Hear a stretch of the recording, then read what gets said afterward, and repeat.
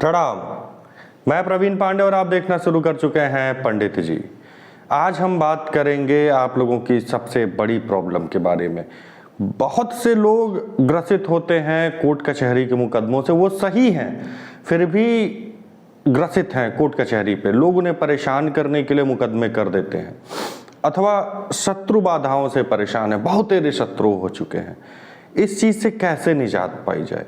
क्या कोई ऐसा रास्ता है जिस पे हम चलकर इन चीज़ों से पार पा सकें या उस पे हमें चलने से कुछ सहारा मिल सके? बिल्कुल है। माँ बगलामुखी के शरण में आइए। माँ बगलामुखी का अचूक मंत्र, अचूक साधना एवं उनका अनुष्ठान ऐसी किसी भी परिस्थिति से आपको बाहर लेके आ सकता है। तो बिना विलंब की वीडियो की शुरुआत करते हैं और जानते हैं कि कौन सा मंत्र है, कौन सा अनुष्ठान है जो हमें करवाना चाहिए, अथवा हम नहीं करवा पा रहे हैं तो थोड़ी बहुत राहत के लिए हमें कौन सा मंत्र है जिसका जाप करना चाहिए। तो चलिए वीडियो को प्रारंभ करते हैं और जानते हैं माँ बगलामुखी के मंत्र के बारे में।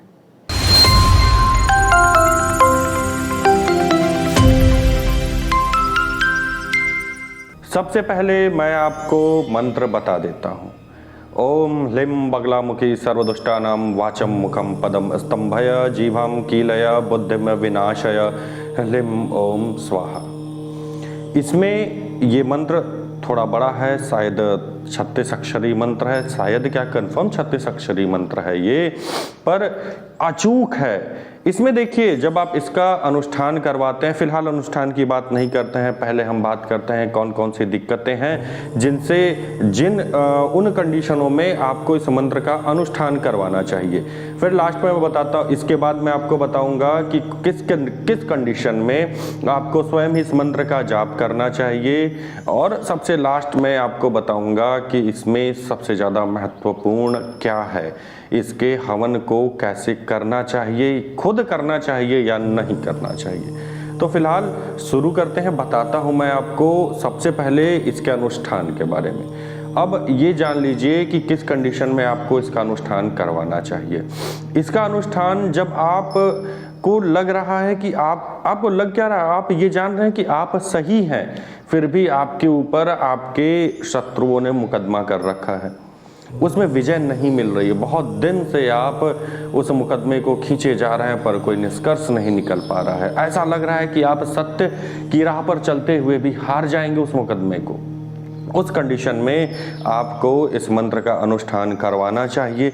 खर्चीला तो है, करीब 5 से 7 ब्राह्मण 8 ब्राह्मण लगेंगे, 5-7 दिन लगातार इसका जाप करेंगे, लास्ट में हवन करेंगे, पर ये जान लीजिए कि अचूक है, ब्रह्मास्त्र है। ये माँ बगलामुखी का ये जो मंत्र है ये ब्रह्मास्त्र है। तो पहली तो कंडीशन ये हुई कि अगर आप मुकदमेबाजी से बहुत परेशान हैं, नहीं कुछ हो पा रहा है, तब आप इसका अनुष्ठान करें और आपको निश्चय ही विजय मिलेगी। ये 100% विश्वास अपने मन में रखें कि आपको विजय मिलनी ही मिलनी है। अब दूसरी कंडीशन, देखिए सबसे पहले तो मैं आपको बता दूं कि इससे मारण, मोहन, वशीकरण, उच्चाटन हर एक क्रिया की जा सकती है, पर मुख्य जो है मैं वो आपको बताता हूँ। अब दूसरे लोग कौन से इसका अनुष्ठान करवा सकते हैं? दूसरा अनुष्ठान, शत्रु बाधा से बहुत पीड़ित हो, वह ऐसा व्यक्ति जैसे ठेकेदारी कर रहा हो, ठेके का कार्य जो होता है, जमीन से जुड़ा हुआ व्यक्ति हो अथवा राजनीति से जुड़ा हुआ व्यक्ति, उनके बहुत से दुश्मन होते हैं और उनको ये पता है कि ये फलाना दुश्मन है हमारा जो कि हमारे लिए प्राणघातक सिद्ध हो सकता है। उस कंडीशन में इस मंत्र का अनिवार्यतया से, अनिवार्य रूप से इसका जाप करवा लेना चाहिए। इसका जाप कोशिश करिए कि हर 2 साल में आप इसका, भले आपको शत्रु का नाम ना पता हो, हर 2 साल में इसका जाप करवा लीजिए। अगर नाम पता है तब तो कुछ कहना ही नहीं है। अगर आपको ये पता है कि ये फला व्यक्ति है, ये क्रियाएं कर रहा है हम पे, ये हम पे प्राणघातक हमला कर सकता है, तो आप इस मंत्र के थ्रू, इस मंत्र में उसके नाम को ऐड करके जाप किया जाएगा, संपुटित कर दिया जाएगा इस मंत्र को। उससे आप इसका जाप करवावें, प्रत्यक्ष लाभ आपको मिलेगा। इसमें कोई भी दो राय नहीं कि आपको लाभ मिलेगा नहीं मिलेगा, लाभ मिलेगा ही मिलेगा। क्योंकि इस मंत्र में ही ध्यान से सुनिए, ह्लीं बगलामुखी सर्वदुष्टानां वाचम मुखम पदम स्तंभय जीवम कीलय बुद्धिम विनाशय ह्लीं ओम स्वाहा। इसमें बहुत से मंत्रों को ऐड किया जाता है, depend on condition, kho kho खै खै मतलब मारण के लिए, फिर वशीकरण के लिए। अब इसमें अगर केवल आप इसी मंत्र को देख लीजिए तो ह्लीं बगलामुखी ये तो आपका हो गया मेन मंत्र। सर्वदुष्टानाम सभी दुष्टों को, वाचम मुखम पदम मतलब उनके जबान को, उनके गति को, उनके स्वर को और उनकी गति को स्तंभित कर दीजिए। जीवाम कीलया बुद्धिम विनाशय उसकी जीवा को कीलित कर दीजिए, उसकी बुद्धि का विनाश कर दीजिए। इस मंत्र में स्वयं ही ये चीजें ऐड ऑन है, इसमें अलग से ऐड नहीं करनी है। और जब आपको ये पता हो कि फलाना हमारा शत्रु है, ये क्रियाएं कर रहा है, जितनी जानकारी उतना बेहतर है, नहीं जानकारी है तब पर भी अचूक ब्रह्मास्त्र है। अगर पता है तब तो डायरेक्टली हिट करेगा, नहीं पता है तो जितने आपके शत्रु हैं उनको स्तंभित करेगा, उनके ऊपर सब पे प्रभाव ये डालेगा।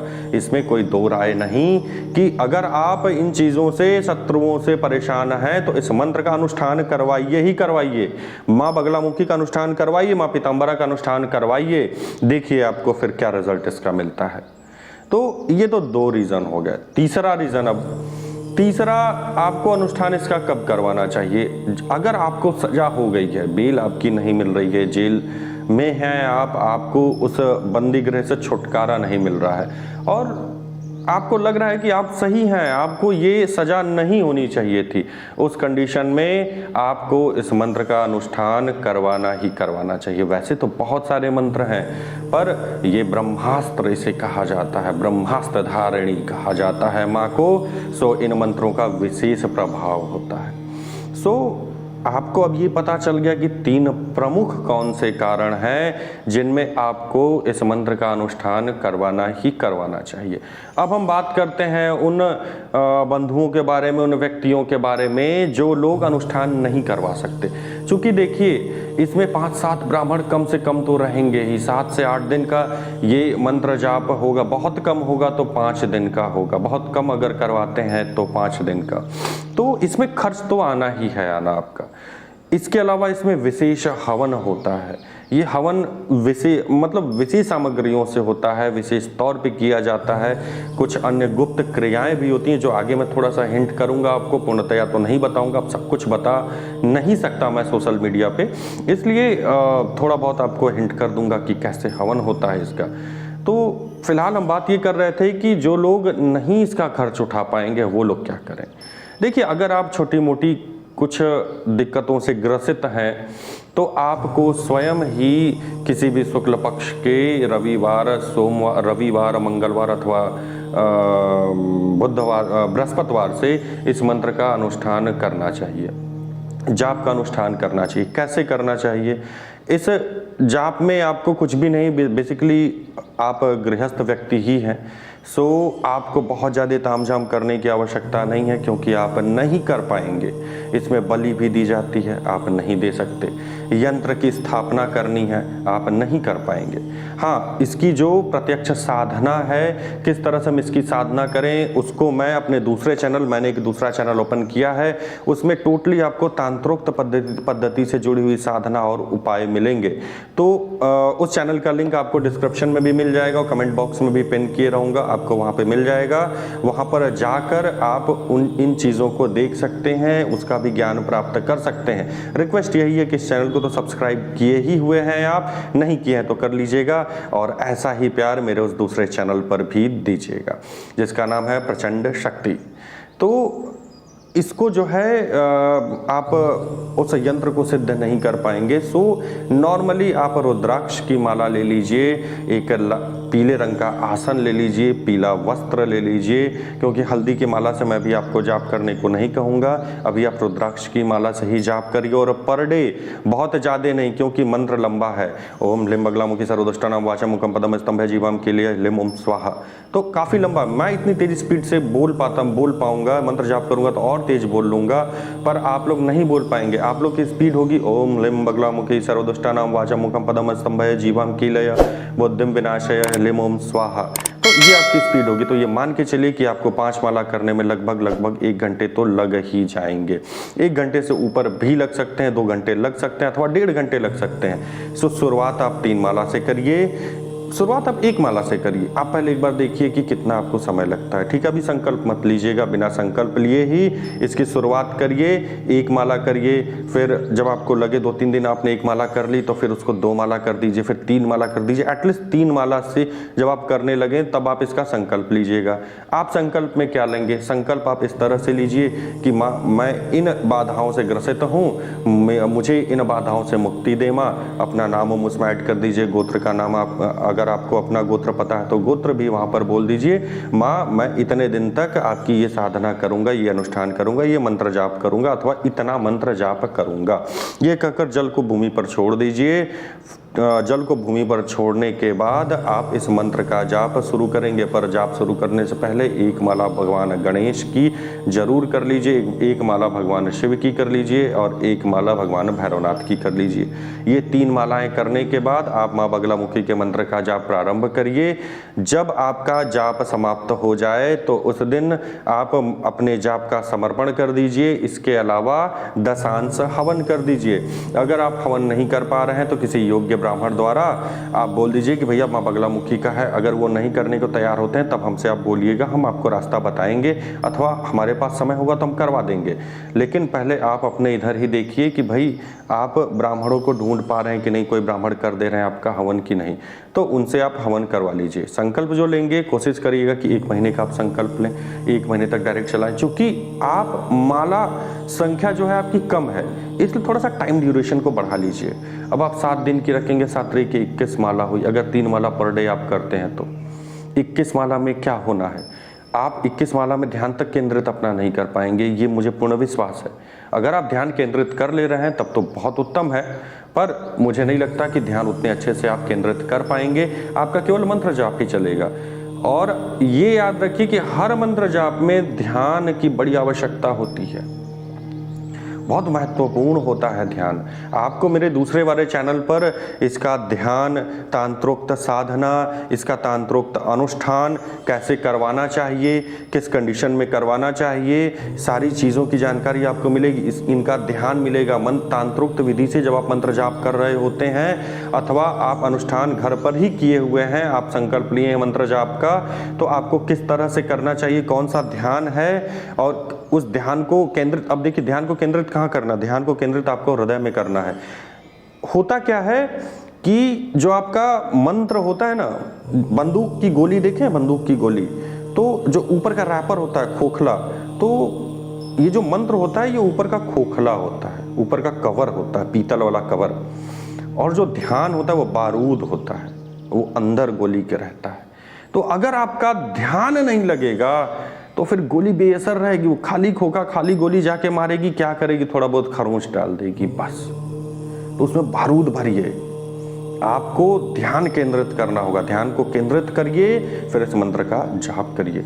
आपको इसका लाभ मिलना ही मिलना है। मैंने क्यों कहा कि घर में भी आप इसका जाप कर सकते हैं, आपको प्रत्यक्ष लाभ मिलेगा। ये जरूरी नहीं कि आप अनुष्ठान ही करवा, अगर आप बड़ी प्रॉब्लम में हैं तो अनुष्ठान के बिना तो आपका कल्याण नहीं है, पर आपके पास ऐसी कोई दिक्कत नहीं है, लाइफ ठीक ठाक चल रही है, फिर भी आपको ये महसूस होता है कि भाई कुछ दुश्मन है, कुछ शत्रु हैं जो कि अपना सर उठा सकते हैं, मेरे प्रति षड्यंत्र कर सकते हैं, आप इस मंत्र का जाप करें, नित्य प्रति जाप करते रहिए। हल्की फुल्की दिक्कत है, कोई अड़ोसी पड़ोसी से परेशान है, मंत्र का जाप शुरू कर दीजिए।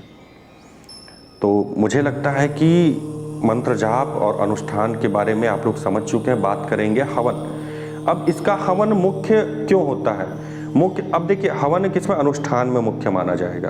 अब आपके मंत्र जाप में मुख्य नहीं माना जाएगा। मंत्र जाप में अगर आप गुरु के सानिध्य में रह के कर रहे हैं तब तो गुरु आपको पूर्ण प्रक्रिया बता ही देंगे, पर मुख्य माना जाता है इसका हवन आपके अनुष्ठान में। अब आप केवल इसी चीज़ से समझ लीजिए कि कुछ कंडीशन में इसमें कौवे तक की बलि दी जाती है, कुछ कंडीशन में बहुत सी बलियां दी जाती हैं। इसमें सात्विक रूप से लौंग की बलियां दी जाती हैं, जायफल की बलियां दी जाती हैं।